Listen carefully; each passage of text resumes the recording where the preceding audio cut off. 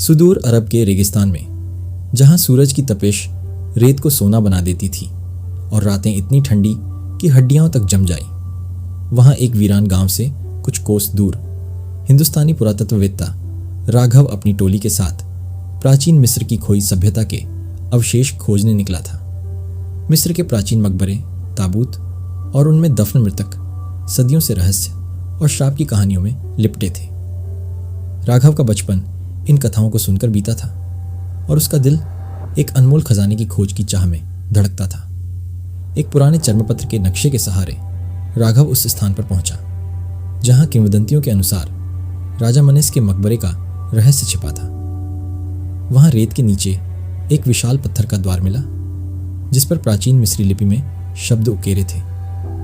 राघव, जो पुरानी भाषा का जानकार था, ने पढ़ा, जो इस द्वार को खोलेगा वह अनंत काल तक भटकेगा। टोली के कुछ लोग सहम गए, पर राघव ने हंसकर कहा, यह तो बस लुटेरों को डराने की चाल है, चलो खजाने की राह खोलते हैं। राघव ने जैसे ही द्वार को हटवाया, एक सर्द हवा बाहर निकली, मानो सदियों से कैद सांसें आजाद हो गईं। अंदर घुप अंधेरे में, मशाल की रोशनी में वह आगे बढ़ा। दीवारों पर रहस्यमय चित्र बने थे, काले रंग की स्याही से बनी आकृतियां जो राजा की मृत्यु और उसके साथ दफनाए गए सेवकों, गहनों और हथियारों की कहानी कह रही थी। मकबरे के बीचों बीच चमचमाते सोने की मूर्तियों के बीच एक काले पत्थर का ताबूत रखा था जिसके दर्शन से ही रूह कांप उठी। ताबूत पर वही लिपि थी, जो इसे छुएगा वह श्रापित होगा। पर राघव के दिल में खजाने का लालच समा चुका था। उसने बिना सोचे ताबूत को छू लिया। उसी क्षण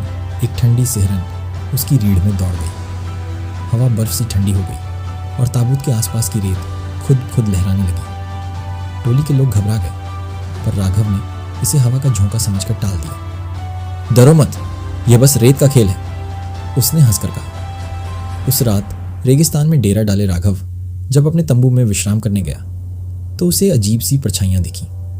रेत तंबू में घुसकर आकृतियां बना रही थी, कभी एक चेहरा, कभी कोई धुंधली मूर्ति। अचानक सपने में उसे एक मृतक दिखा जिसकी खाली आंखें और सड़ी गली देह ने उसके कान में फुसफुसाया, तू मेरा है। राघव की चीख निकल गई और वह पसीने से तरबतर होकर जाग उठा। अगले दिन टोली के कई मजदूरों ने बताया कि रात को उन्हें भयानक आवाजें सुनाई दी, मानो रेत के नीचे कोई चल रहा हो। धीरे धीरे मकबरे के पास काम करने वाले लोग रोगग्रस्त होने लगे। कुछ डर के मारे भाग खड़े हुए। राघव ने जब इन घटनाओं को अनदेखा किया और फिर मकबरे में जाने की ठानी तो रेत में बनी आकृतियां दिन में भी उसके तंबू के आसपास मंडराने लगीं। कई बार उसने देखा कि एक रेतीली मृतक आकृति उसके पीछे पीछे चल रही है। रात होते ही वही मृतक उसके सपनों में आकर कहता, तू मेरा है, अब तू कभी नहीं लौटेगा। राघव की हालत बिगड़ने लगी। नींद टूटने के बाद भी उसे लगता कि कोई उसके पास खड़ा है। टोली के अन्य लोग भी अजीब हादसों का शिकार होने लगे। कोई बिना वजह मूर्छित हो जाता, किसी का तंबू बिना आग के जल उठता, किसी का सामान रेत में गायब हो जाता।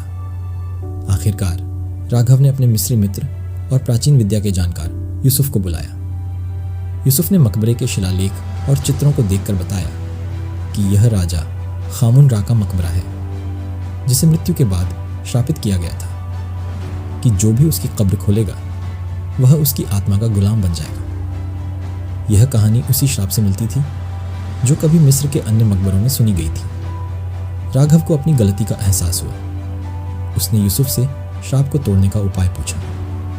यूसुफ बोला, ऐसी आत्माओं को शांति देने के लिए सेठ हनु अनुष्ठान करना होगा। इसमें मकबरे के चारों कोनों पर मिस्र के 4 देवताओं का आह्वान कर आत्मा को उसकी वस्तुओं के साथ विदा किया जाता है। इसके लिए चांदनी रात में रेत के घेरे में ताबूत रखकर यह कर्म करना होगा। राघव और यूसुफ ने अनुष्ठान की तैयारी शुरू की। एक रात सब कुछ ठीक कर उन्होंने ताबूत को मकबरे से बाहर रेत के घेरे में रखा। चांद की रोशनी में यूसुफ ने प्राचीन मिस्री मंत्र पढ़ने शुरू किए। जैसे जैसे मंत्र गूंजे, रेत के बीच से एक भयानक आकृति उठी। वही मृतक था जिसने राघव को सताया था।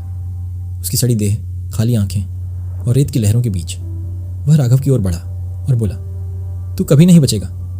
पर जैसे ही यूसुफ ने अंतिम मंत्र पढ़ा, मृतक चीखता हुआ रेत में समा गया। रेत का रंग खून सा लाल हो गया और अचानक सब शांत। सुबह होते ही मकबरे की हवा स्वच्छ हो गई, रेत की लहरें थम गईं, बीमार मजदूर स्वस्थ होने लगे। राघव ने महसूस किया कि अब उसके तंबू में कोई परछाई नहीं है। उसके सपने भी शांत थे। राघव ने मकबरे को रेत से ढकवा दिया, उस स्थान की खोज बंद की और हिंदुस्तान लौट आया।